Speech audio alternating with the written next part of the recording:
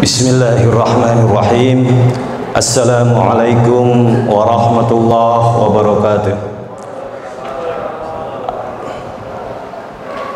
Alhamdulillah wa syukrulillah wassalatu wassalamu ala rasulillah. Allahumma salli ala sayyidina Muhammad wa ala alihi wa ashabihi ajma'in. Ashhadu an la ilaha illallah wa ashhadu anna Muhammadar Rasulullah. Hadirin wal hadirat, jamaah Isya dan jamaah tarawih Masjid Nurul Hidayah yang semoga senantiasa dirahmati Allah. Kita bersyukur hingga hari ini, hari ke-20 menjelang hari ke-21, kita diberi kesehatan, diberikan umur panjang, dan dengan demikian kita diberi kesempatan untuk terus beribadah, menambah pahala untuk bekal kita dunia, alam kubur dan alam akhirat. Pada malam ini 22 April tahun 2022, DKI Masjid Nurul Hidayah memberikan amanah kepada saya untuk mengulas tema keutamaan zakat mal dan zakat profesi. Hadirin, kita tahu bahwa setiap muslim harus melaksanakan rukun Islam yang kelima, syahadat, sholat, zakat, puasa, dan haji. Syahadat tentu kita sudah sejak awal, ya, sejak lahir pun kita sudah diazan iqamahkan. Kemudian kita berikrar mengucap dua kalimat syahadat, asyhadu alla ilaha illallah wa asyhadu anna Muhammadar Rasulullah. Puasa Ramadan setahun sekali dan nampaknya tidak rumit, mudah untuk dilaksanakan. Lalu ibadah haji, ibadah sekali seumur hidup bagi yang mampu. Dan sebelum berangkat ada manasik, lalu ada pembimbing ibadah. Sebelum berangkat sampai di sana, sampai pulang juga tidak khawatir, ibadah itu bisa kita laksanakan. Lalu bagaimana dengan sholat dan zakat?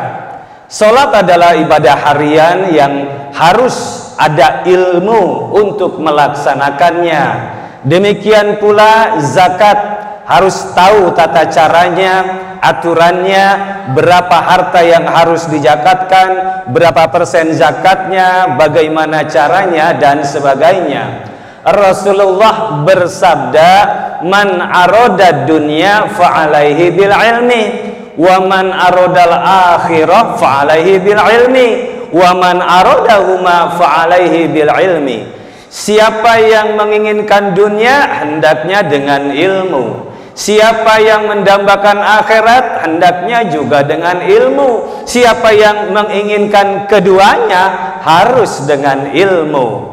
Karena itu hadirin, sekali lagi sangat tepat kalau pengurus DKI Masjid Nurul Hidayah ini memilihkan tema untuk dibahas, yakni tentang zakat. Zakat mal, zakat profesi. Pengertian zakat, zakat adalah salah satu rukun Islam yang ketiga. Setiap muslim jika hartanya sudah mencapai nisab, wajib mengeluarkan zakat. Dasarnya yaitu firman Allah Subhanahu wa taala di dalam surat Al-Baqarah surat kedua ayat 43 yang mengatakan, wa aqimis sholah wa atuz zakah warka'u ma'arrakin. Dirikanlah sholat, tunaikanlah zakat, dan rukulah bersama orang-orang yang ruku. Hadirin, zakat ini terbagi dua. Yang pertama adalah zakat fitrah, yaitu zakat yang wajib dikeluarkan menjelang hari raya Idul Fitri. Tadi sudah diumumkan oleh pengurus masjid bahwa untuk zakat fitrah di kisaran 45.000, di tempat yang lain ada yang 30.000, tentu sesuai dengan harga beras, ya, yang menjadi makanan pokok. Yang kedua adalah zakat mal atau zakat harta. Zakat mal atau zakat harta adalah zakat yang wajib dikeluarkan apabila sudah mencapai nisab. Mencapai nisab itu artinya sudah mencapai jumlah tertentu. Landasan kewajiban dari zakat mal ini terdapat di dalam Al-Quran surat Al-Baqarah ayat 267, yaitu ya ayyuhalladzina amanu anfiqu min thayyibatim ma kasabtum wa mimma akhrajna lakum minal ardi. Hai orang-orang yang beriman, nafkahkanlah di jalan Allah sebagian dari usahamu, dari hasil bisnismu yang baik-baik, dan sebagian dari yang kami keluarkan dari bumi untuk kamu.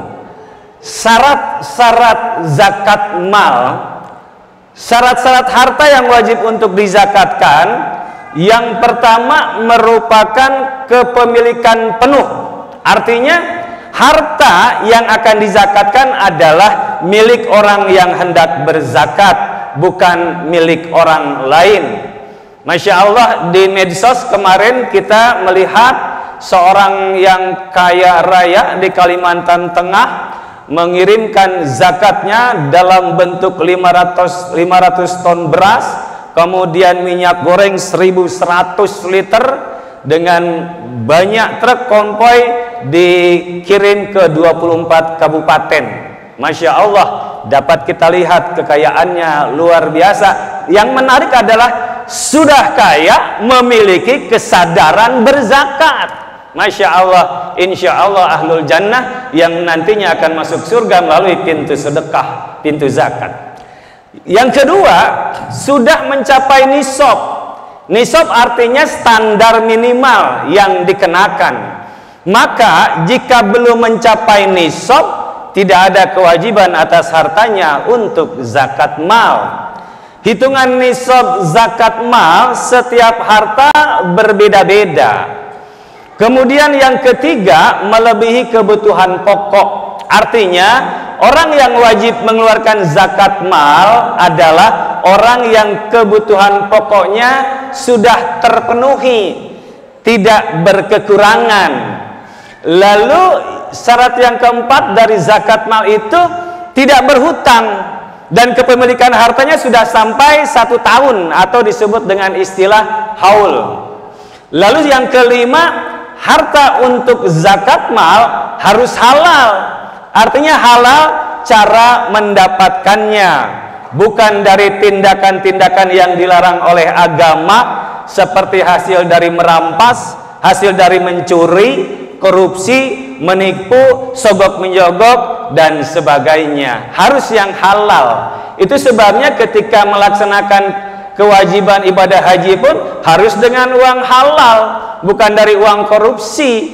Kalau uang korupsi, boleh jadi rentetan ibadahnya bisa dilaksanakan, tetapi belum tentu sah hajinya atau belum tentu diterima pahala dari ibadah hajinya. Lalu pertanyaan selanjutnya, apa jenis kategori harta zakat mal itu? Hadirin wal hadirat, semakin berkembangnya masyarakat, terutama di perkotaan seperti tempat kita ini, Tanah Kusir, Jakarta Selatan, wilayah yang mahal, tentu memunculkan banyak profesi atau pekerjaan yang menjadi sumber penghasilan. Ada beberapa jenis kategori harta zakat mal, antara lain harta dari usaha pertanian. Tadi ayatnya disebutkan yang keluar dari bumi. Kemudian yang kedua, harta peternakan. Yang ketiga, harta perdagangan. Yang keempat, harta hasil tambang. Yang kelima, harta emas atau benda perhiasan lainnya. Yang keenam, barang yang ditemukan secara kebetulan dan tidak memiliki status kepemilikan dari orang lain. Yang ketujuh, harta profesi. Berapa jumlah persen yang dizakatkan dari zakat mal ini? Ada beragam. Ada yang 2,5%, ada yang 5%, ada yang 10%. Bahkan tidak dilarang untuk lebih dari itu. Sebagai contoh, misalnya seorang pengusaha ayam bakar Wong Solo, pengusaha kaki lima dan sebagainya. Sebelum pandemi ada 200-an rumah makan di seluruh Indonesia. Beliau mengeluarkan zakatnya lebih dari 30%. Beliau punya keyakinan bahwa andaikan saya mengeluarkan zakat melebihi dari yang Allah perintahkan kepada kita hambanya, bahkan 30% atau lebih, saya yakin Allah akan malu untuk tidak mengijabah doa-doa yang saya panjatkan. Jadi satu keyakinan yang luar biasa dia keluarkan lebih dari 30%. Ada juga seorang pengusaha rumah makan Steak Abuba, ya, Haji Abu Bakar. Saya melihat bahwa kesadaran berzakatnya beliau sebagai pengusaha kuliner luar biasa. Beliau membangun masjid, beliau membantu pembangunan pondok pesantren, menjadi orang tua asuh dari fakir miskin, orang tua asuh anak yatim yang di pondok pesantren, orang tua asuh para fakir miskin, para duafa dan sebagainya. Beliau ketika saya wawancarai untuk penulisan suatu buku Menikmati Hidup Mengingat Maut, saya datang ke tempat Steak Abuba. Tentu sebagian besar dari yang ada di sini sudah merasakan Steak Abuba, ya, tidak jauh dari sini. Saya tanya kepada Haji Abu Bakar, Pak Haji, apa yang membuat Pak Haji punya kesadaran mengeluarkan zakat, sedekah begitu banyak, ya, dalam pondok pesantren, pembangun masjid, anak yatim dan sebagainya? 3 kata yang beliau jawab, bagi saya hidup adalah pahala. Bagi saya hidup adalah pahala. Artinya dalam keseharian selagi dia masih hidup, dia ingin mengumpulkan pahala dari harta yang dia miliki, dari harta yang Allah titipkan kepadanya. Menyadari betul harta itu tidak sepenuhnya bagian dia, milik dia. Dan ini juga sesuai dengan Al-Quran yang mengatakan wa fi amwalihim haqqun lisaili wal mahrum, bahwa dalam harta mereka ada hak, baik fakir miskin yang berani meminta-minta atau para fakir miskin yang tidak berani meminta-minta. Jadi diberikan kepada keduanya, kedua macam tadi. Subhanallah. Kemudian ada juga yang bertanya, lebih utama manakah antara zakat penghasilan per bulan atau zakat per tahun? Mengenai zakat profesi atau penghasilan, apakah dikeluarkannya setiap bulan atau setiap tahun? Para ulama kontemporer menjelaskan membolehkan mengeluarkan zakat profesi bisa dilakukan sebulan sekali atau setahun sekali. Yang jelas jika di total pendapatan bersih melebihi nisab zakat, sehingga zakat yang dikeluarkan tetap 2,5%. Bahkan pendapat Ibnu Abbas, Ibnu Mas'ud, Umar bin Abdul Aziz dan ulama modern seperti Yusuf Qardawi tidak mensyaratkan haul atau 1 tahun mengeluarkan zakat profesi, tetapi zakat profesi dikeluarkan langsung ketika mendapatkan harta tersebut. Mereka mengkiaskan dengan zakat pertanian yang dibayar pada setiap waktu panen, ya. Haul itu lama pengendapan harta, jadi setiap panen dikeluarkan zakatnya. Jadi jika seorang muslim memperoleh pendapatan dari hasil usaha atau profesi tertentu, hasil bisnisnya itu, maka dia boleh mengeluarkan zakatnya langsung 2,5% pada saat penerimaan, atau menunggu putaran 1 tahun dan dikeluarkan zakatnya bersama dengan harta benda lain yang wajib dizakati 2,5%. Tetapi sebaiknya dikeluarkan sebulan sekali agar lebih mudah dan gaji kita masih belum dipergunakan untuk kebutuhan lainnya yang tidak terduga, sehingga kita tidak bisa membayar setelah itu. Kita seringkali terkondisikan kepada satu kebutuhan tak terduga, lalu dikeluarkan, dan kemudian menjadi lupa tentang kewajiban zakat yang seharusnya sesuai syariat. Jadi lebih jelasnya menurut Yusuf Qaradawi, perhitungan zakat profesi dibedakan menurut dua cara. Pertama, secara langsung. Zakat dihitung dari 2,5% dari penghasilan kotor atau bruto secara langsung, baik dibayarkan bulanan atau tahunan. Metode ini lebih tepat dan adil bagi mereka yang diluaskan rezekinya oleh Allah Subhanahu wa taala. Contoh, seseorang dengan penghasilan 5 juta tiap bulan, maka wajib membayar zakat sebesar 2,5%. Maka 2,5% kali 5 juta yaitu 125.000 per bulan, atau 1.500.000 per tahun. Lalu yang kedua, setelah dipotong dengan kebutuhan pokok atau neto, zakat dihitung 2,5% dari gaji setelah dipotong dengan kebutuhan pokok. Metode ini lebih adil diterapkan bagi mereka yang penghasilannya pas-pasan. Contoh, seseorang dengan penghasilan 2 juta dengan pengeluaran untuk kebutuhan pokok 1 juta tiap bulan, maka wajib membayar zakatnya sebesar 2,5% kali 2 juta dikurangi 1 juta, yaitu 25.000 per bulan atau 300.000 per tahun. Tidak susah sesungguhnya kalau kita menghayati ajaran syariat, ajaran Islam ini, lalu kita berusaha untuk menunaikannya. Nah, hadirin, setiap orang yang sudah memenuhi syarat dan tidak menunaikannya, maka ia berdosa. Oleh sebab itu sebaiknya membayar seluruh zakat yang belum terbayarkan di tahun sebelumnya pada tahun berikutnya, dan jangan ditunda-tunda karena kita tidak tahu usia kita, takdir umur kita. Maka dengan demikian, cara terbaik bagi kita yaitu dengan mengeluarkan zakat profesi atau penghasilan setiap kali kita mendapatkan penghasilan, biasanya per bulan.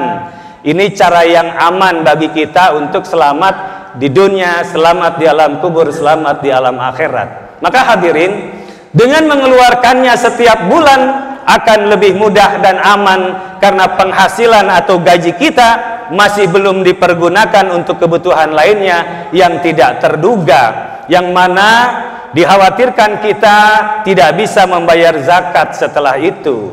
Maka jangan sampai saat kita mati kita mempunyai kewajiban hutang zakat. Jangan sampai ketika kita mati kita memiliki kewajiban hutang zakat. Seperti halnya juga mempunyai hutang puasa dan hutang sholat. Hutang puasa bagi wanita harus bayar dengan puasa qadha plus fidyah. Adapun hutang sholat dengan sholat qadha. Ada yang bertanya, loh emang ada qadha sholat atau sholat qadha? Bagaimana caranya bayar hutang sholat? Hadirin, di medsos kita sering mendengar uraian yang disampaikan oleh UAS Ustadz Abdul Somad. Beliau menjelaskan bahwa keempat imam mazhab, yakni Syafi'i, Hanafi, Maliki, Hambali, itu menganjurkan untuk sholat qadha bagi yang pernah atau sering meninggalkan sholat karena uzur, karena halangan, kecapean, ketiduran, karena terjebak macet ketika mudik dan sebagainya. Sholat qadha, bagaimana caranya? Ketika kita akan sholat qadha, ada dua cara. Ada ulama yang mengatakan kapan saja kita boleh sholat qadha, tapi ada yang mengatakan sesuai dengan waktu. Artinya setelah sholat asar lalu kita qadha sholat asar, setelah sholat wajib kita qadha sholat wajib, dan seterusnya. Saya kebetulan sering membimbing ibadah umroh, lalu saya sampaikan ke jamaah saya, mumpung kita ada di Masjid Nabawi, di mana ketika kita sholat dilipat gandakan 10.000 kali lipat, lalu di Masjidil Haram 100.000 kali lipat, mari kita qadha sholat-sholat kita yang pernah kita tinggalkan, karena sholat itu wajib, fardiyah, wajib bagi setiap orang. Karena itu ketika kita pernah atau sering meninggalkan, kita mengqadha sholat. Nah, sekarang Ramadan kita manfaatkan juga. Bukan hanya mengkodok puasa bagi wanita yang pernah meninggalkan karena halangan, tetapi juga sholat kita kodok. Hadirin, lalu bagaimana keutamaan dari sedekah atau zakat? Sedekah itu ada juga bisa diartikan zakat. Dalam Al-Quran dikatakan khuz min amwalihim sodakotan tutahhiruhum wa tuzakkihim biha. Ambillah dari hartanya sedekahnya atau zakatnya. Maka dengan sedekah atau zakatnya itu akan membersihkan hartanya dan menyucikan jiwanya. Nah, keutamaan sedekah atau zakat itu pertama menyempurnakan keislaman seseorang, yang kedua menunjukkan kebenaran iman seseorang, yang ketiga membuat keimanan seseorang itu menjadi sempurna, yang keempat menjadi sebab masuk surga. Lalu yang selanjutnya, yang kelima, menjadikan masyarakat Islam seperti keluarga besar, satu kesatuan, yang satu susah, yang satu memiliki harta, lalu yang memiliki harta membayarkan sedekah dan zakatnya. Keutamaan yang keenam, memadamkan kemarahan orang miskin. Kadal fakru ayakuna kufron. Seringkali kefakiran membuat orang kufur, nekat membunuh, merampok. Ya boleh jadi karena memang tidak adanya kesadaran di kalangan agniya untuk membayarkan sedekah atau zakatnya. Yang ketujuh, menghalangi berbagai bentuk pencurian, pemaksaan, dan perampasan. Yang kedelapan, kemudian menyelamatkan seseorang dari panasnya hari kiamat. Insya Allah dengan sedekah zakat akan selamat dari panasnya hari kiamat. Kemudian yang kesembilan, seseorang akan lebih mengenal hukum dan aturan Allah. Yang kesepuluh, akan menambah hartanya. Dengan sedekah dan zakat itu insya Allah bertambah hartanya. Allah janjikan di dalam Al-Quran 700 kali lipat, Ramadan kali lagi 70 kali lipat. Maka beruntunglah saudara-saudara kita di sekitar masjid ini yang senantiasa mengirim takjil, makanan, minuman untuk buka puasa. Satu orang saja pahalanya sama dengan satu hari puasa. Bayangkan kalau ngirim takjil 100, maka mendapat pahala 100 kali lipat, belum pahala ibadahnya sendiri. Jadi bertambah hartanya insya Allah. Keutamaan sedekah zakat yang ke-11 merupakan sebab turunnya banyak kebaikan. Yang ke-12, zakat itu akan meredam murka Allah. Yang ke-13, dosanya akan terampuni. Insya Allah kita hidup nggak luput dari salah dan hilaf, dosa, maksiat dan sebagainya. Insya Allah dengan sedekah zakat utamanya di bulan Ramadan akan diampuni kesalahan, kehilafan, dosa, maksiat kita. Yang ke-14, membersihkan harta dan menyucikan jiwa, insya Allah. Dan yang ke-15, yang terakhir, dengan sedekah atau zakat insya Allah menjadi wasilah bertemu dengan Allah. Karena kita berpuasa sering mendengar hadis Nabi yang mengatakan bahwa lisuimi farhatani, farhatun indal iftar wa farhatun indal liqa'i rabbih. Bagi orang yang berpuasa akan ada dua kebahagiaan, kebahagiaan ketika berbuka, lalu kebahagiaan ketika bertemu dengan Allah. Saya tutup dengan hadis yang lain yang mengatakan as-salatu tusilu sahibaha ila nisfit thariq was-siyamu yusilu ila babil malik was-shadaqatu ta'khuzu biyadi tusilu ila malik. Salat membawa orang yang mengerjakannya hanya kepada setengah perjalanan. Puasa membawa orang yang mengerjakannya hanya kepada pintu raja. Sedekah yang dibawa dengan tangan sendiri langsung membawanya kepada raja. Artinya orang yang bersedekah itu akan bisa bertemu dengan Allah, liqa'u rabbih. Itulah target dari hidup kita. Mudah-mudahan ada manfaatnya, menjadi inspirasi bagi kita untuk melaksanakan, menunaikan sedekah dan zakat itu. Alhamdulillah, akhirul kalam billahi taufiq wal hidayah. Wassalamualaikum warahmatullahi wabarakatuh.